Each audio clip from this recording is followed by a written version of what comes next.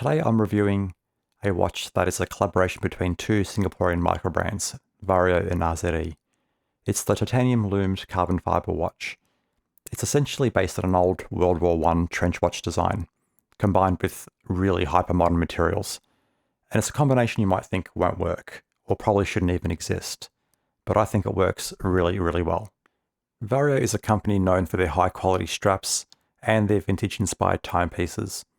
Their small yet impressive collection includes a Dirty Dozen field watch, an Art Deco dress watch, a reversible jewel timepiece, and a few others. In my opinion, these are elegant, artful designs executed brilliantly. A few years ago, they released a 1918 World War I trench watch, capturing the essence of its era, with features like fixed lugs, ceramic dial, leather bund strap, onion crown, and that iconic font style.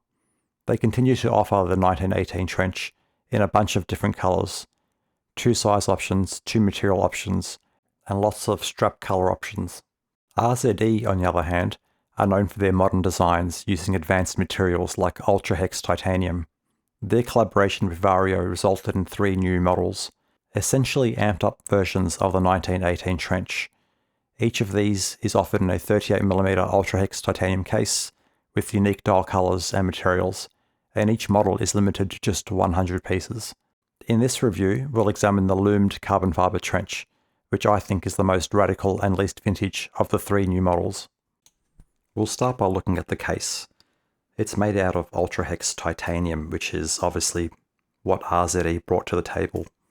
It makes it a little more scratch resistant than normal titanium, and it's bead blasted, which I think looks really good. It looks really utilitarian, very militaristic. It suits the style of the watch. I think moving from stainless steel or brass to titanium aesthetically is actually quite good. The case diameter is 37mm, lug to lug approximately 45mm, but due to the fixed lug design, it wears a lot larger than that. And on my 6.5-inch wrist, if it was any larger, it would be too large. And these lugs really are fixed. You can't remove them, there's no spring bar, so you're stuck with either a bund strap, a clip-on strap, or some kind of NATO or Zulu pass-through strap. The crystal is a 2mm double dome sapphire with an inner anti-reflective coating. I think the domed look is superb. It obviously suits the aesthetic of the watch. The only issue is, in certain types of lighting, it can be a little reflective, although it's not that big a deal, and most of the time the watch is perfectly legible. The strap is made out of crazy horse leather and comes with a bund pad. Now, I know the bund pad is quite divisive. Lots of people don't like it. Lots of people won't wear it. Some think it's too cosplay or LARPing. I actually think it suits the watch quite well, although I do admit it doesn't suit every type of scenario or every outfit you could possibly wear. One thing I didn't expect is just how comfortable a bund pad is. Once I wore the watch for a few days with the bund pad and then took it off, I immediately wanted to put the bund pad back on, not for the looks, but purely for the comfort. It's actually staggering how good the watch feels with it on. The movement inside the watch is a Miyota 82S5. It's nothing special. It's a little bit loud, which bothers some but doesn't bother me. I've only heard it ticking when I've moved my hand near my ear, otherwise it's been quite quiet. This particular watch has been running at about 3 seconds a day slow, which I think is perfectly acceptable, probably better than I expected, to be honest. The movement operates at 21,600 beats per hour, and considering how small the second subdial is, you don't really notice any jerky movements or anything like that. There's 40 hours of power reserve. Overall, the movement is more than good enough to get the job done. Now we'll move on to the star of the show, at least in my opinion, and that's the Lume. There's 2 types of Lume. We've got BGW9 on the actual numerical numbers themselves and the hands, and then we've got C3 that's embedded into the carbon. So the BGW9 is obviously a blue-green, very modern, very bright. The C3 is more green. It's not as bright, doesn't last as long, and I think the combination of the two works really, really well. So I'll just nuke the dial with a torch, and you can start to see how the whole thing comes together.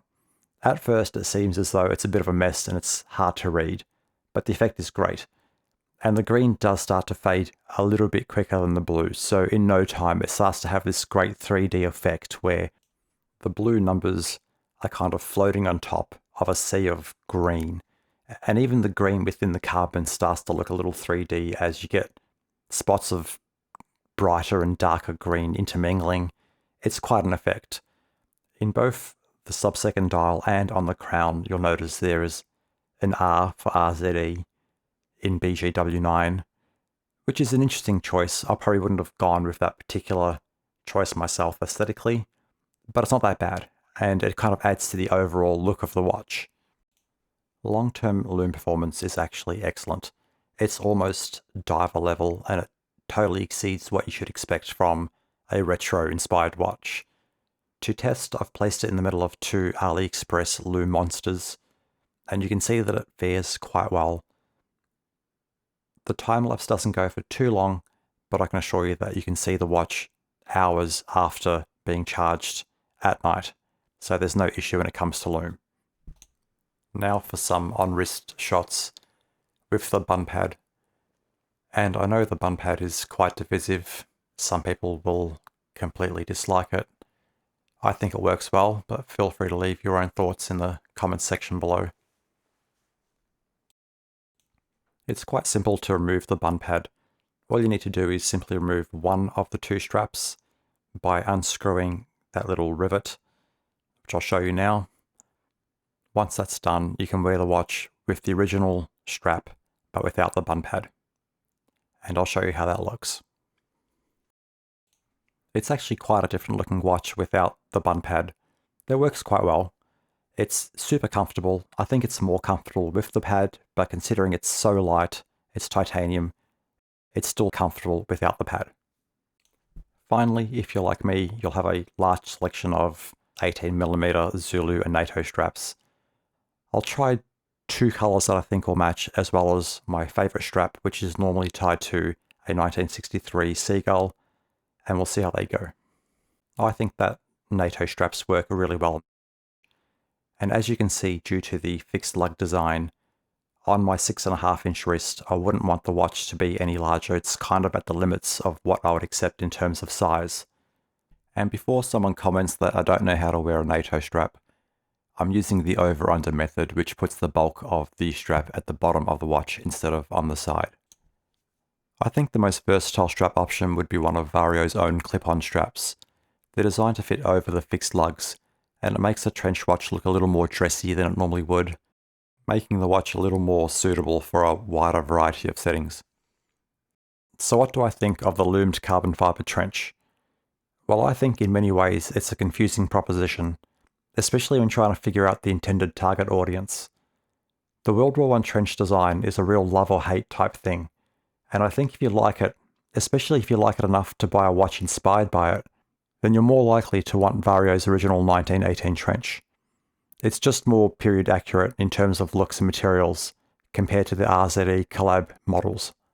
In defense of the Lumed carbon fibre trench, I think it does maintain more than enough of the 1918 trench vibe, and it might be enough to scratch the vintage trench itch for some people. But I think to truly appreciate the Lumed carbon fibre trench, you need to embrace its fun and quirky aspects. I think it has a lot going for it.